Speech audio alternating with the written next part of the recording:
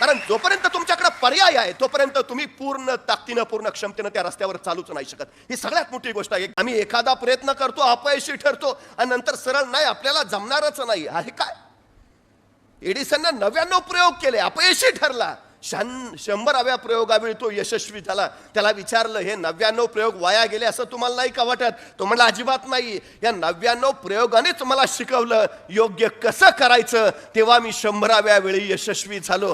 अपयश तुम्हाला शिकवण्यासाठीच येतं. अपयश तुमच्यातल्या चुका दाखवण्यासाठी येतं. अपयश तुमच्यातल्या कमतरता दाखवण्यासाठी येतं. हे अपयशच तुम्हाला सुधारत जातं. ही सगळ्यात महत्वाची गोष्ट आहे. पण काही माणसं सातत्यानं अपयशाची चर्चा करत बसतात, सातत्यानं पराभवाची चर्चा. वस्तुस्थिती कशी नेमकी तयार होणार तुमची? म्हणजे मध्यंतरी भारतीय पत्रकारांचं एक पथक जपानला गेलं होतं. ज्या जपानच्या हिरोशिमा नागासाकीवर बॉम्बस्फोट झाले त्या शहरांचं दर्शन ते करत होते. त्यांच्याबरोबर एक वाटाडा दिला होता आणि त्या हिरोशिमा शहरातनं फिरता फिरता ते एका प्रचंड मोठ्या इमारती समोर आले आणि त्या वाटाड्यानं सांगितलं, हिरोशिमा आणि नागासाकी या 2 शहरावर जे अणुबॉम्ब स्फोट झाले त्या स्फोटामध्ये ही 2 शहरं उद्ध्वस्त झाली आणि त्या उद्ध्वस्त शहराच्या पुनर्वसनाचं केंद्र या इमारतीत आहे. पुनर्वसनाचं काम या इमारतीतनं चालतं आणि या पुनर्वसन समितीचे अध्यक्ष आहेत मॅक हायवर्टन.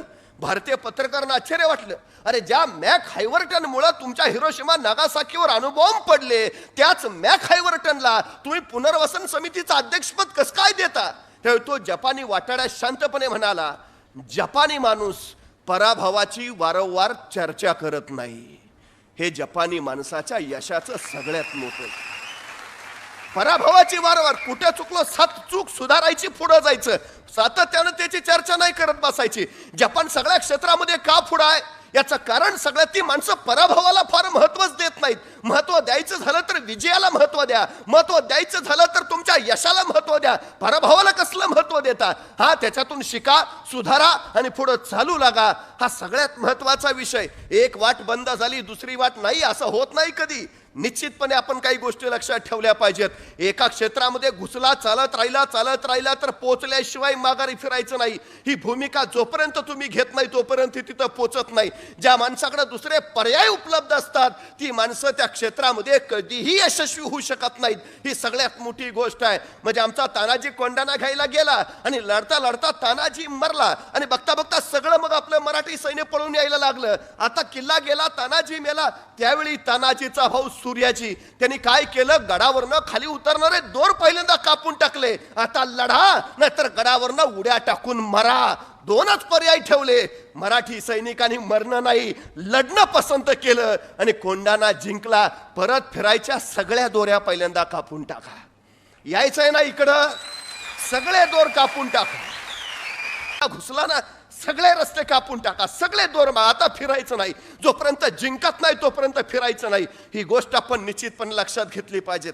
ठीक आहे, वाटेत काही सांगणारे भेटतील, जसे उत्साह वाढवणारे भेटतात तसे उत्साह कमी करणारे सुद्धा भेटतात. ही सगळ्यात महत्वाची गोष्ट आहे ना. अनेक असतात, त्यात फारसं काही नाही.